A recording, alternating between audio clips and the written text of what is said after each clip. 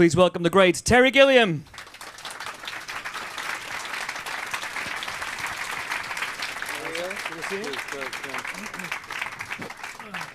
Terry, welcome. So Terry, I believe, if I recall correctly, the Pythons tackled the meaning of life almost 30 years ago, and now here you are again. Yes. What is it about you and the meaning of life? My inability to know what it is, the eternal search. Yeah. That's it. And no, I thought our summation, or Mike Palin's summation on the inner meaning of life, was quite useful. Just be nice to your friends, tidy up after yourself, and get on with it. Some people want more than that. Yeah. Do you want more than that? Yeah, I actually do. I think it's nice to be able to make things that make a difference. In that sense, and so I think a lot of people would like to be able to influence the world more than they're likely to do. My whole life has been learning how little influence one actually does have, despite one's best efforts. So this is a script that came to you. When did it come to you? A few years ago? It came to me in a dream. I believe God sent it, actually.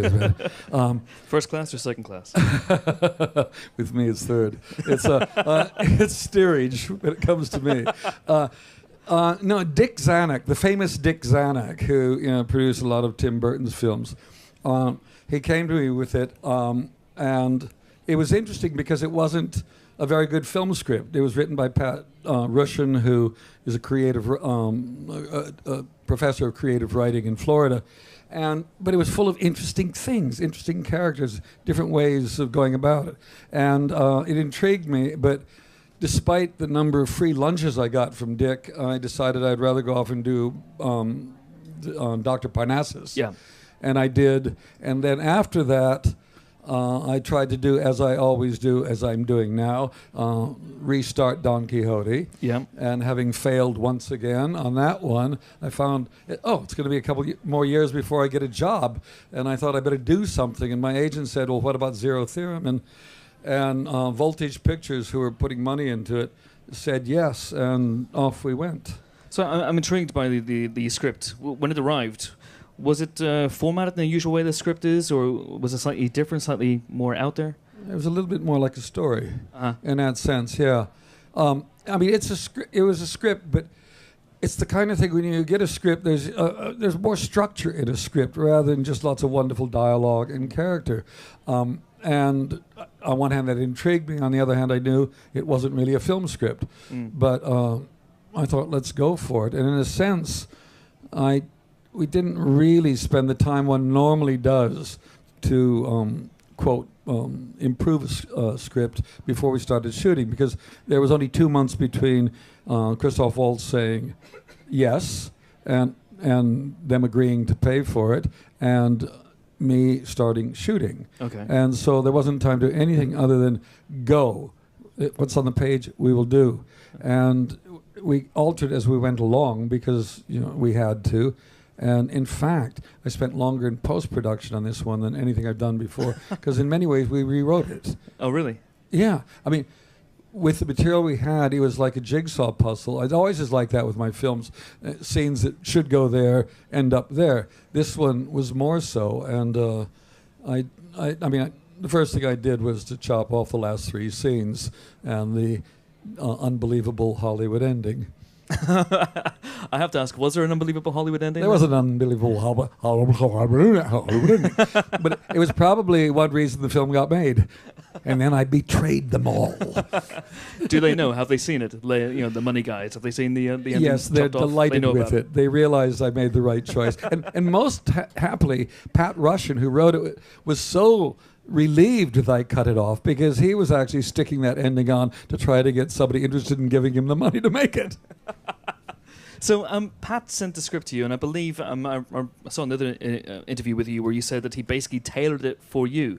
He wrote it for Terry Gilliam by putting in lots of Terry Gilliam references. It was. I don't know if he did that. All I know is that when I read it, I knew here was a man who'd seen every film I had made and memorized most of them. And I thought this would be an interesting way to do my compendium, my autumn year compendium, like Fellini did with Amarcord, or Bergman with Fanny and Alexander, where they kind of just relaxed and did the things they were really good with, all the things they'd done before in a nice new package. That was my plan.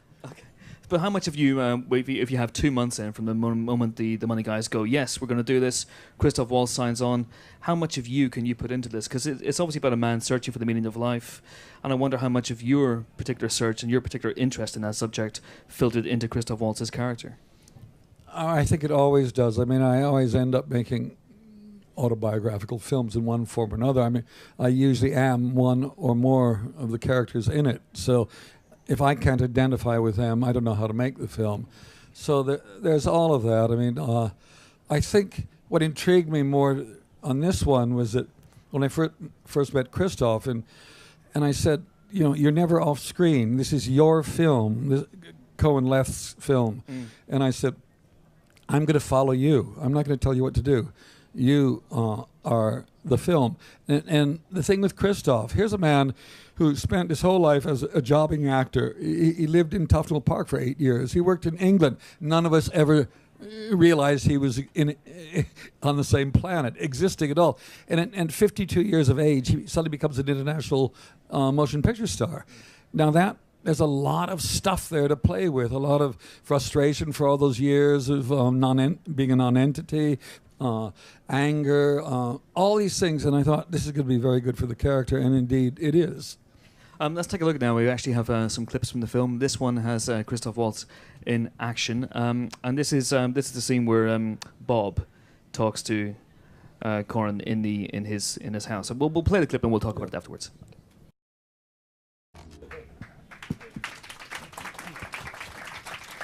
Nothing's perfect. Nothing lasts forever. I love that. I love that attitude. I love the fact that it's almost like the Emperor's New Clothes, where the kid is the one that can see the truth. Yeah, absolutely. Is that something he says, that this is what he believes in? Bob, the kid, says, I believe in this, that the universe is going to contract eventually. Is that what you believe? Yeah. Yeah. Why not? Oh, it might as well. Yeah. It's got to end somewhere. I know. I mean, I have no idea what the film is saying. This is it. This is what we got. Yeah. Find the meaning in it here, now. Live your life. Don't wait for somebody to tell you what it should be.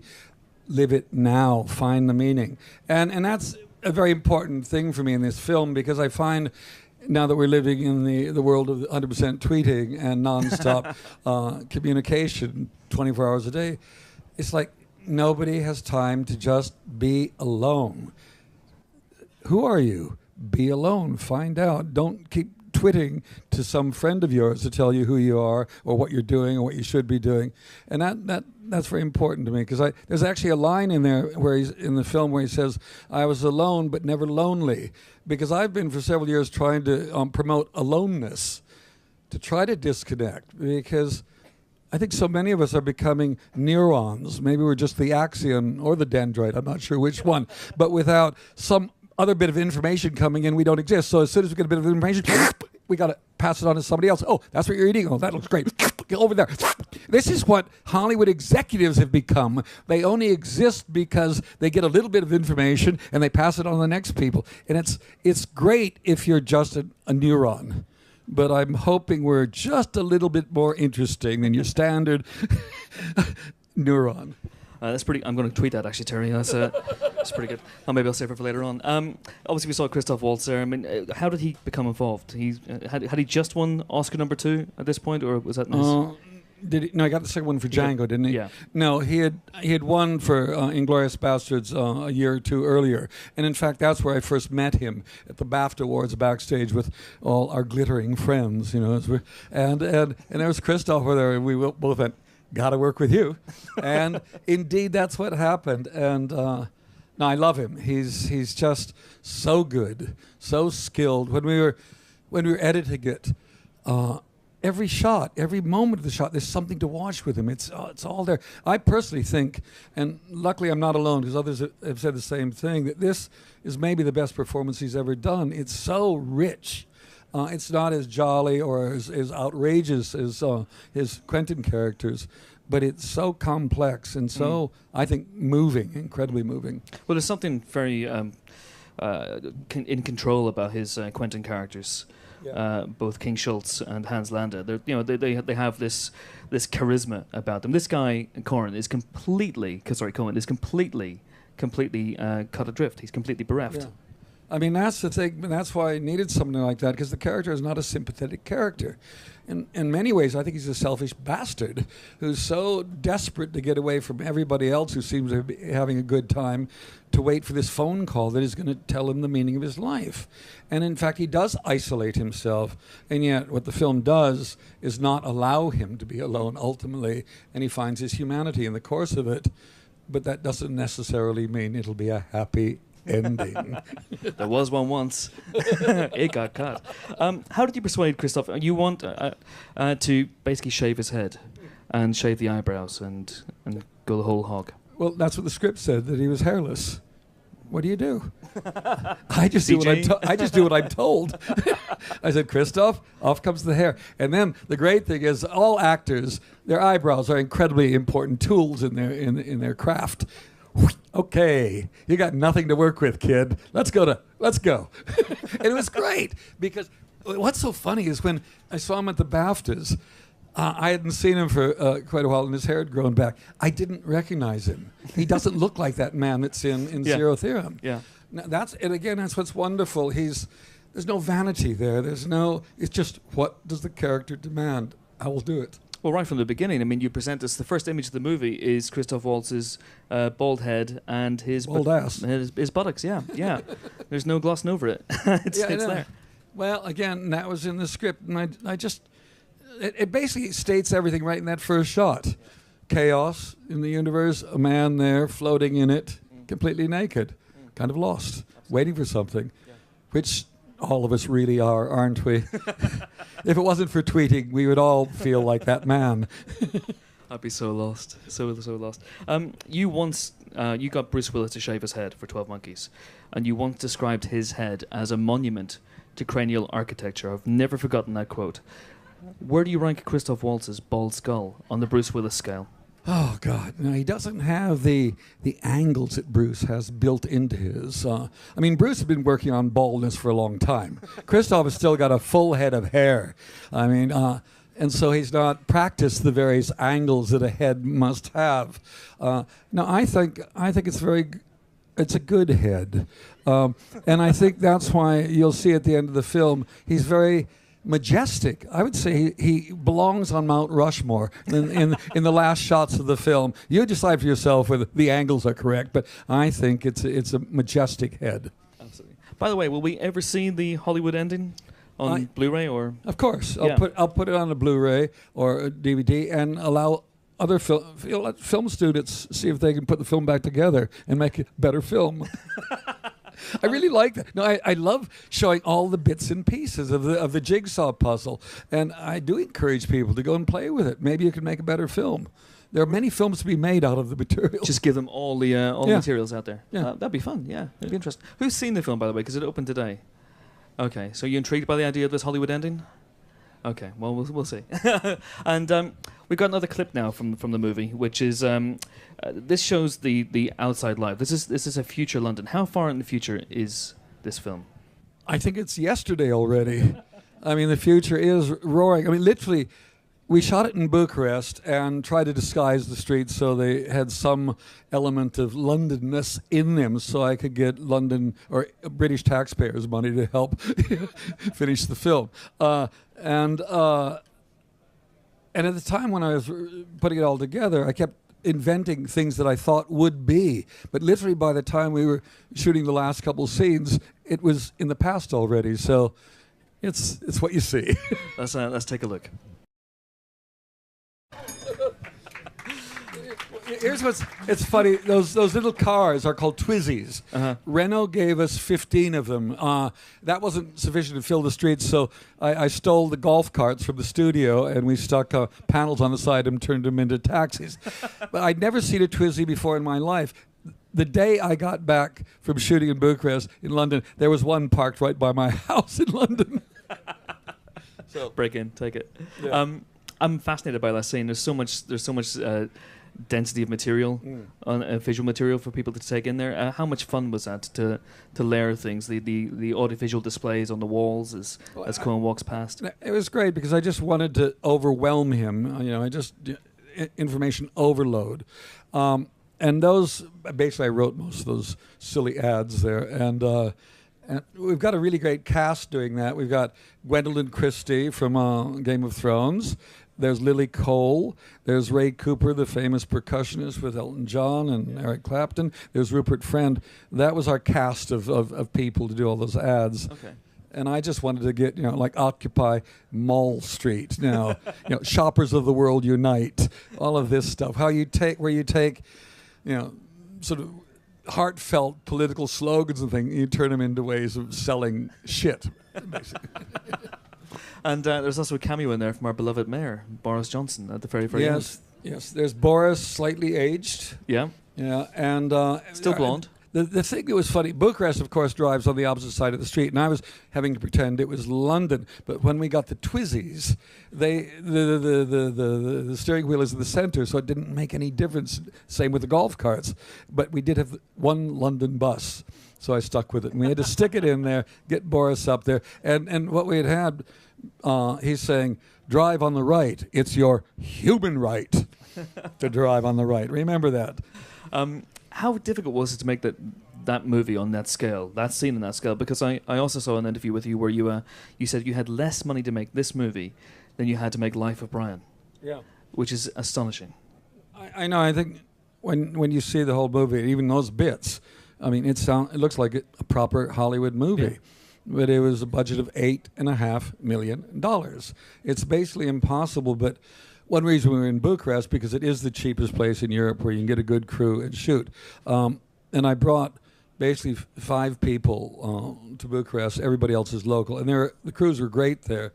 But we just worked so hard, killed ourselves. Everybody, for me, it was say, all right, you're really good. Now we're going to test how good you are. Here you've got no money and no time. Do it and see what happens. And so what does happen is that, I don't know if you noticed those costumes, Carlo Poggioli, who did them, again, had no money, so he found a market outside of Bucharest where it was all Chinese product, where you bought material, cloth and all, not by the yard, but by the kilo, just sheer bulk weight.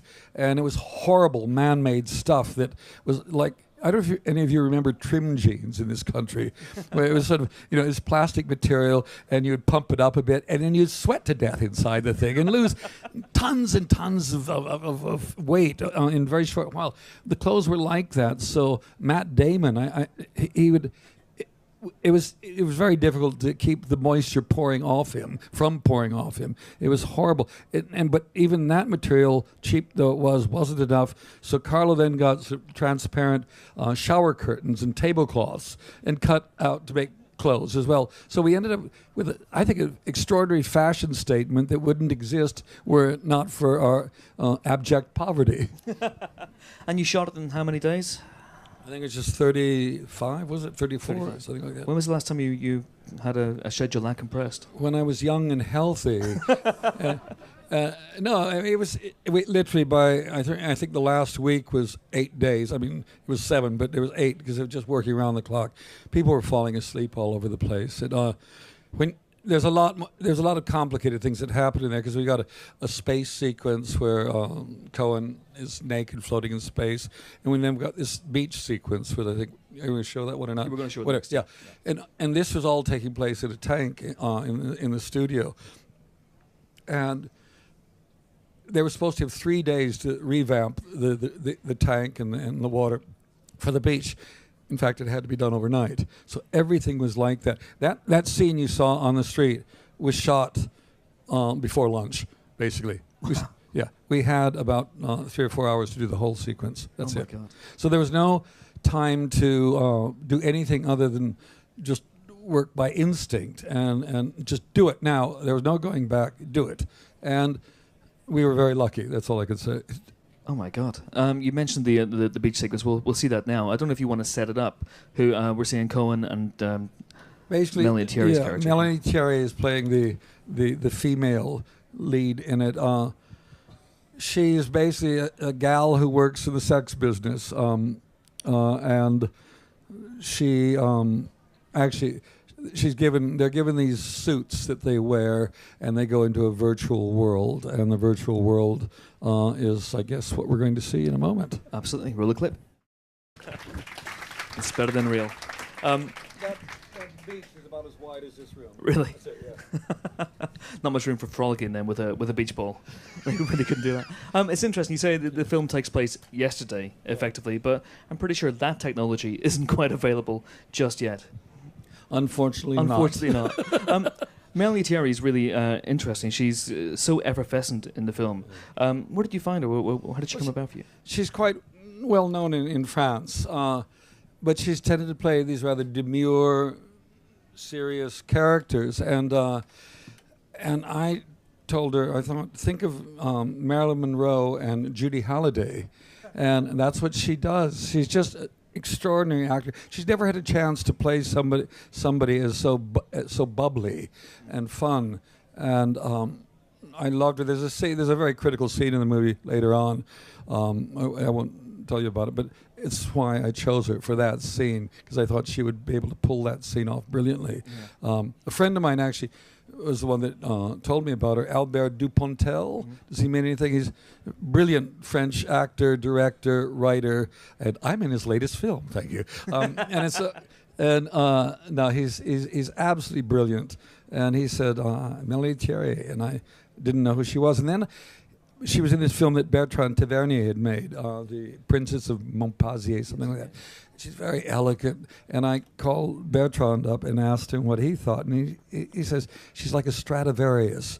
You can play her any way. She can go. She's fearless, and well, when you see the whole film, certainly every man I know is besotted with her. Yeah, absolutely. Yeah. And speaking of fearless performances, Matt Damon, we haven't seen him in the clips, but he's also in the film. He's brilliant. Matt Damon, as you've never seen him before, I'm guessing. And David Thewlis with quite the greatest hairpiece in cinema history, I'm saying. Well, this is what I love about filmmakers. You know, David came in, and we decided he was going to wear a toupee. And the toupee was made and stuck on. And I went into the makeup room and said, have you ever thought of wearing it backwards? and it ends up with it's like a futurist scene like that. He's flying forward, but it's horrible. I love it. It doesn't even begin to blend in. No, he just gave up on that. And he doesn't know that, because the guy looks in the mirror and it probably looks great, but all around the back it doesn't work. But David. I've always wanted to work with David for a long time, and here was the chance. And he to me, he's just breathtaking. Every take is different. It's always within character, but each one he gives you a little something else to play with, and his timing is exquisite. What I loved most, there's a scene which is in the film with him and Christoph, and I just kept the camera back. It's a two-shot, and just let the two of them play, and we could just sit back and watch two brilliant actors playing off each other just so subtly, beautifully. It's great.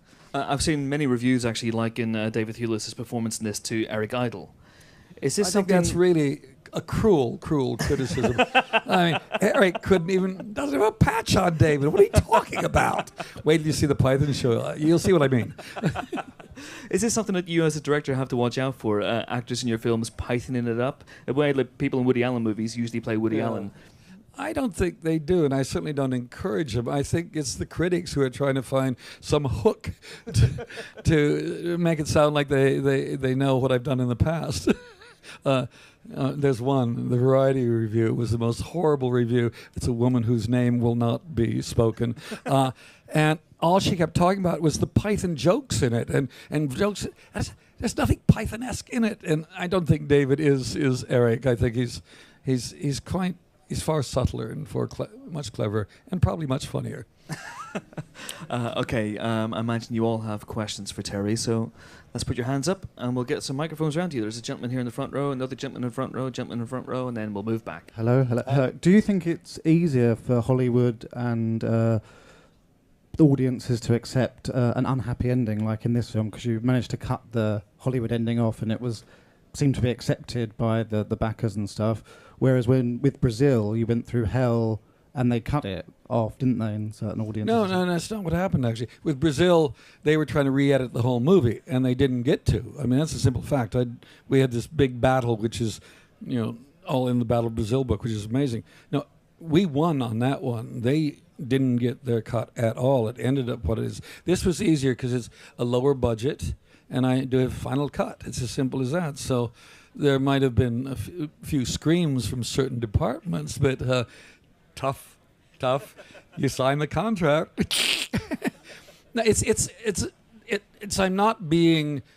I'm trying to make as good a film as you can, and a film is about the world you create, the rules within that world, and I hate it when they're broken just because people feel there needs to be a happy ending. I also think it demeans the audience, that they think only audiences all they want to see is happy endings. Come on, audiences want to think. Audiences would like to see something different. I think last summer's tentpole movies failures prove the audiences maybe are getting ready to see something different than the last movie they've seen for the last 20 years. Different costumes, same explosions. This gentleman here, please, and then we'll go to you, sir. Hi. I really enjoy your films for the philosophical depth that they have. I wondered if there were any particular philosophers or concepts that you had in mind when you were working on this one. Other than trying to disconnect from the connectable world or collectible world, no, I don't know. That was a key thing, and I try to avoid them, strangely enough. I mean, I try to make intelligent films, and they are thought through on many levels, but I never intellectualize it. And I often don't know what I've done until I've done it. But I kind of work from what seems to be honest or truthful, or at least entertaining, if they're not honest and truthful, something. And that's it. And I suppose, going against the grain. If everybody's marching that way, I tend to go that way. So it seemed to me, a few years ago, Tom Stoppard and I were talking about how could we make Brazil 2. And neither of us knew how to deal with the world as it is, because it's becoming so, amorphous. There's so many connections. Everything's going in all directions. And this, when it came as it did, the script, it did seem to deal with these ideas about somebody trying to disconnect. Okay, that's interesting. Let's play with that. So Brazil 2 never got farther than a conversation between yourself and Tom Stoppard? That's correct. Yeah. So every time I read about this being Brazil 2 in the reviews, I say, well, maybe that's what one did. But at least there's an area that I thought I had a feeling about. It's so hard to understand the world we're living in now because it's changing so quickly. It's so broadly based. It's nice that information is flowing if you use it. But the fact that, 75% of the web is porn. There's nothing wrong with that, mind you. But it does seem to be, a little bit too much. But these numbers are not That's a conservative inaccurate. estimate, is it? What? That's a conservative estimate, I'm guessing. But that's why I wouldn't know, obviously. Yeah, But, what I think was very funny, because there have been a couple of reviews to Melody being some sort of sex object. Yes, that's what she is, but she's much more complicated than that. But she's in the business that seems to be so popular. But I do find the fact that we waste so much time taking pictures of the food we're eating to share with everybody else. Or we go to concerts and spend money for the show, and before the first song is finished, we've got a selfie with the show in the background and our comments about the song before it's even finished. These are the things that make me crazy, and I suppose what I'm arguing for is live for the moment. Arcade Fire, who I did this webcast a couple years ago with, and their album The Suburbs, have a great song called We Used to Wait, and it's all about before modern communication, where you'd write a letter, send it out, and it would take maybe a month before it came back. And the waiting was what made the whole thing so interesting, not just getting the thing back immediately. And we don't do that. We seem to be frightened of that. So that's the thing I'm bleating on about in this film, I suppose, in my very circuitous way. now we have this strange phenomenon where people are so impatient. If a web page takes more than 5 seconds to load, you're raging and screaming at the screen. Seems very strange, yeah. But are we going to just sort of have a mass? We're all becoming, I think, a gigantic brain is what we are on the world. We're all this thing. We are like the world's brain, and are we going to have some sort of stroke, some embolism at one point where bang, it goes like that, and then we're all walking around on air. I don't know. I mean, wouldn't that be nice if all of us were? But it may happen, folks. Be careful. Follow that, please, sir.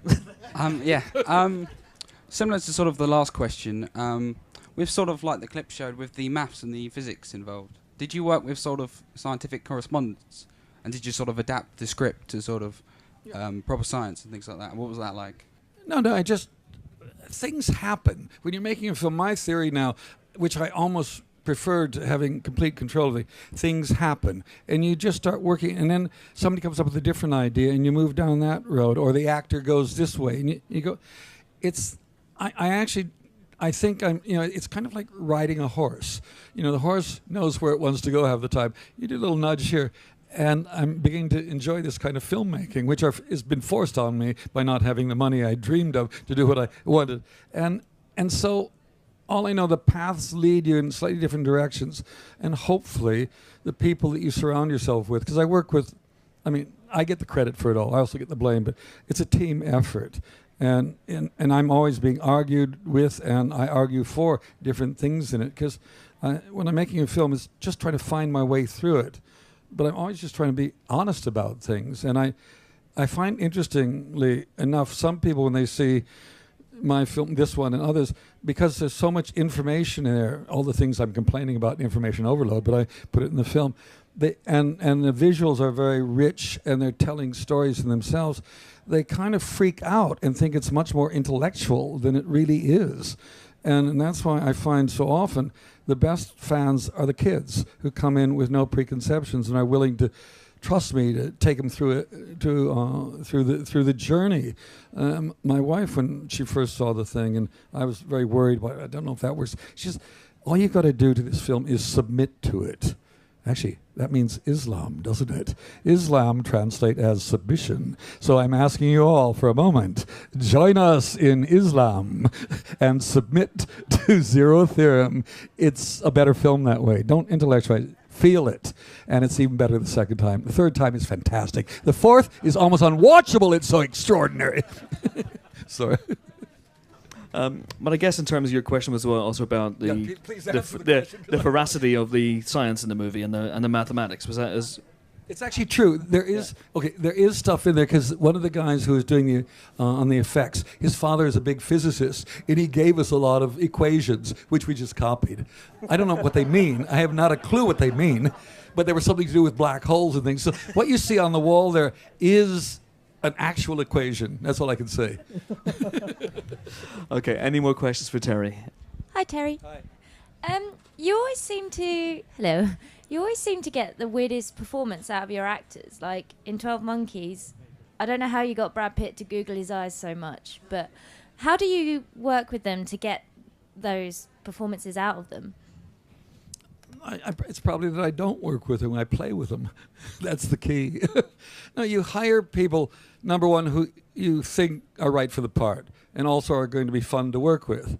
And then you create an atmosphere that they can feel safe in, and they can take chances and go over the edge. And hopefully I won't reveal those moments that don't work, and we'll save them in the editing room.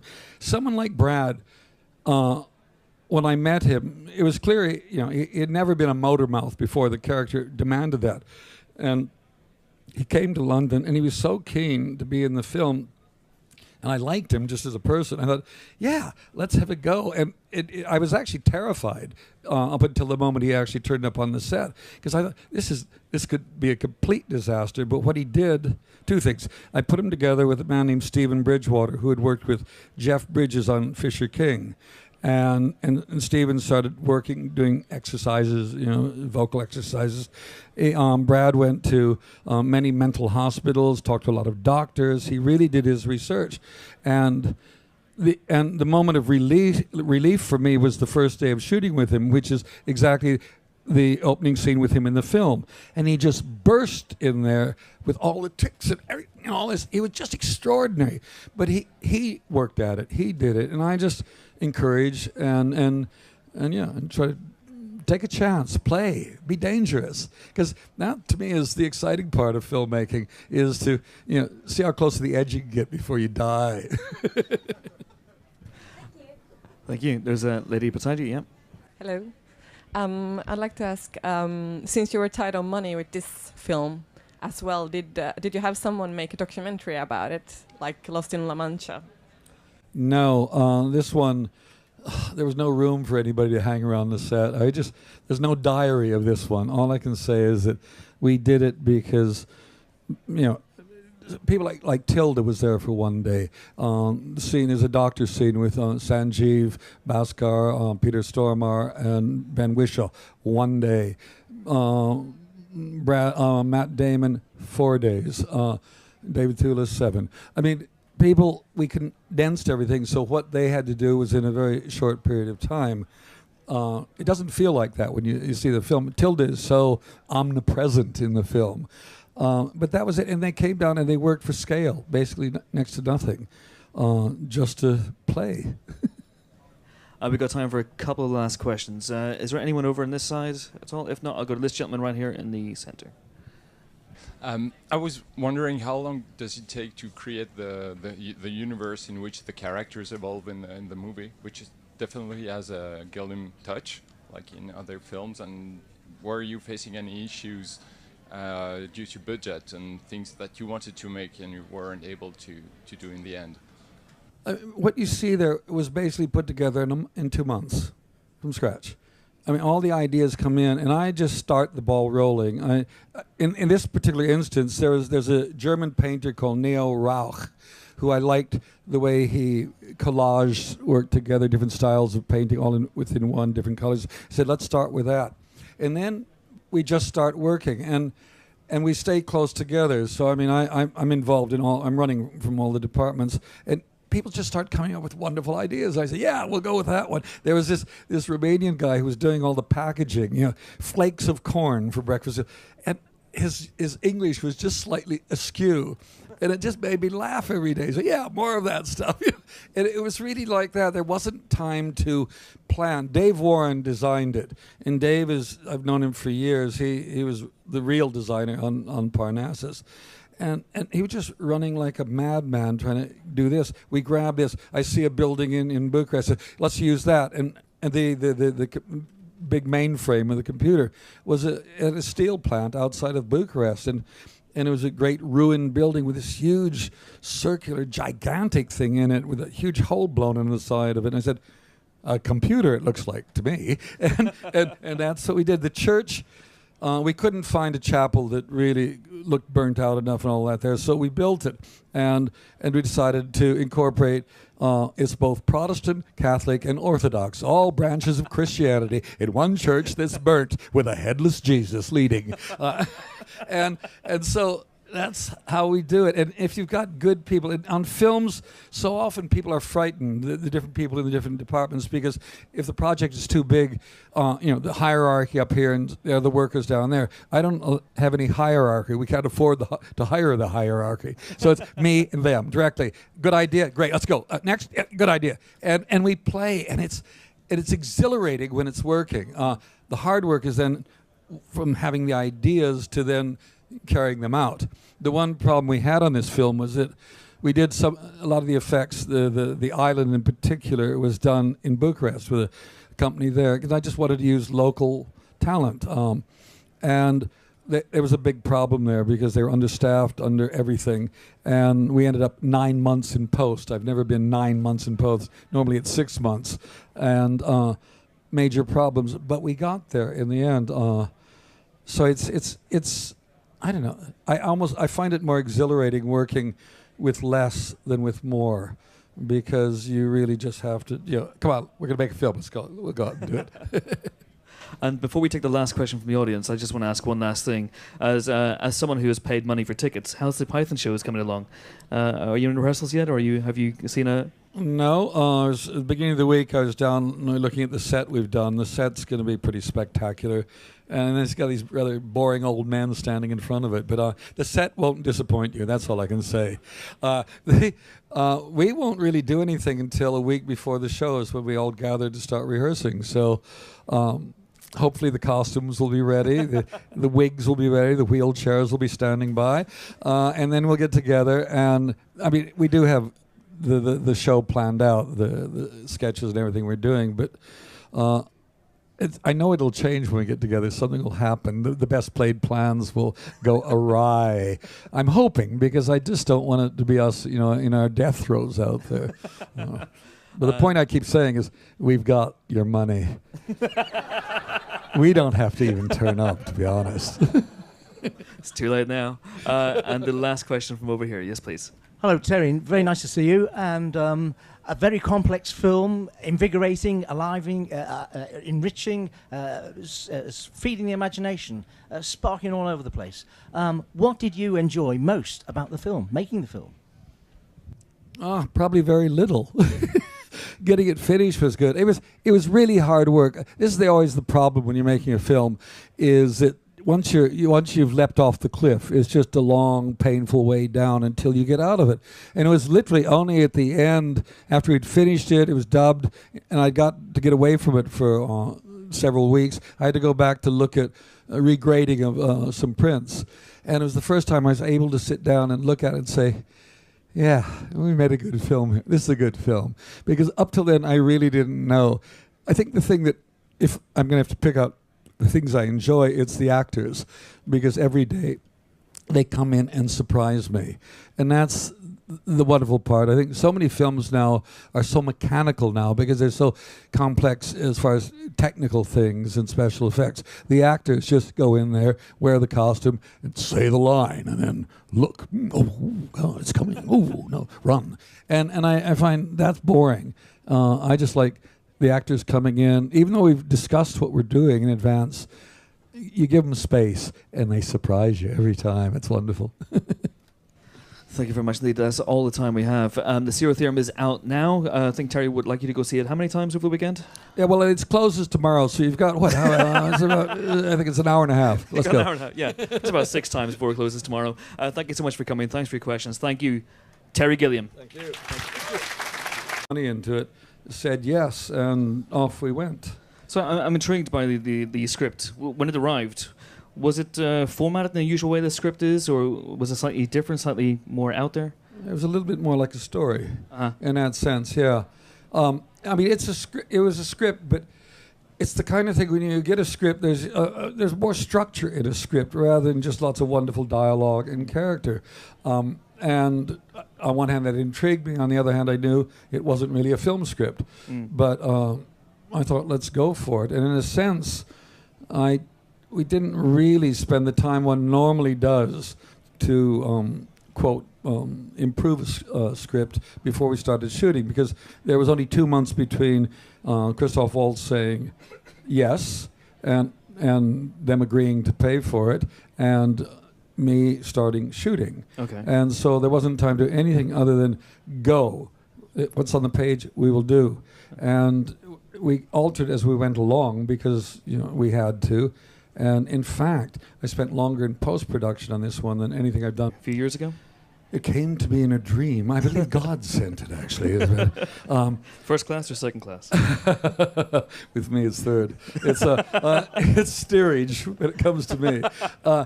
No, Dick Zanuck, the famous Dick Zanuck, who produced a lot of Tim Burton's films, he came to me with it, and it was interesting because it wasn't a very good film script. It was written by Pat Rushin, who is a creative, a professor of creative writing in Florida, but it was full of interesting things, interesting characters, different ways of going about it, and it intrigued me. But despite the number of free lunches I got from Dick, I decided I'd rather go off and do Dr. Parnassus. Yeah. And I did. And then after that, I tried to do, as I always do, as I'm doing now, restart Don Quixote. Yeah. And having failed once again on that one, I found, it's going to be a couple more years before I get a job. And I thought I better do something. And my agent said, well, what about Zero Theorem? And Voltage Pictures, who were putting money before, because in many ways we rewrote it. Oh, really? Yeah. I mean, with the material we had, it was like a jigsaw puzzle. It always is like that with my films. Scenes that should go there end up there. This one was more so. And I mean, the first thing I did was to chop off the last 3 scenes and the unbelievable Hollywood ending. I have to ask, was there an unbelievable Hollywood ending? There was an unbelievable Hollywood ending. But it was probably one reason the film got made. And then I betrayed them all. Do they know? Have they seen it? The money guys. Have they seen the ending? Yes, they're chopped off? delighted They know with about it. They realized I made the right choice. And most happily, Pat Russian, who wrote it, was so relieved that I cut it off because he was actually sticking that ending on to try to get somebody interested in giving him the money to make it.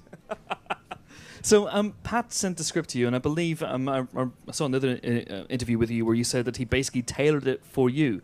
He wrote it for Terry Gilliam by putting in lots of Terry Gilliam references. It was. I don't know if he did that. All I know is that when I read it, I knew here was a man who'd seen every film I had made and memorized most of them. And I thought this would be an interesting way to do my compendium, my autumn year compendium, like Fellini did with Amarcord or Bergman with Fanny and Alexander, where they kind of just relaxed and did the things they were really good with, all the things they'd done before in a nice new package. That was my plan. But how much of you, if you have 2 months in from the moment the money guys go, yes, we're going to do this, Christoph Waltz signs on, how much of you can you put into this? Because it's obviously about a man searching for the meaning of life, and I wonder how much of your particular search and your particular interest in that subject filtered into Christoph Waltz's character. I think it always does. I mean, I always end up making autobiographical films in one form or another. I mean, I usually am one or more of the characters in it, so if I can't identify with them, I don't know how to make the film. So there's all of that. I mean, I think what intrigued me more on this one was that when I first met Christoph, and I said, you're never off screen. This is your film, this Cohen Left's film. And I said, please welcome the great Terry Gilliam.